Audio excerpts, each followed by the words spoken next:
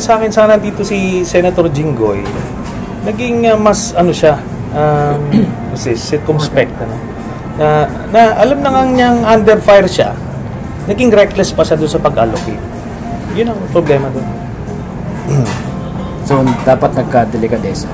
Oo, dahil kung wala namang issue sila, wala silang issue, hindi niya naman tatanungin to eh.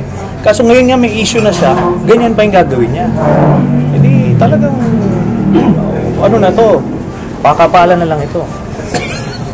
Malaking problema yon, lalo na tatay niya yon, at siya pa na napagsususpetsahan na kumikita doon sa PDAF, 100 million, binigay niya sa tatay niya, may problema yun. Bakit sa napakalaki ng Pilipinas, itong tatlo yung binigyan mo, at napakalaki, di ba? Sinabi ko yun, sa lahat naman, pinaliwanag yun sa caucus, na ang desisyon ng kada senador kaugnay ng original PDAF as proposed kung saan ilalagay, each senator will be responsible for it. Tatayuan nila, pagtatanggol nila, at ipapaliwanag nila dahil magiging transparent nga kami, sabi ko, sa Committee on Finance. Hindi sir, pero yung syempre tatay niya yung mayor ng Manila. Pwedeng...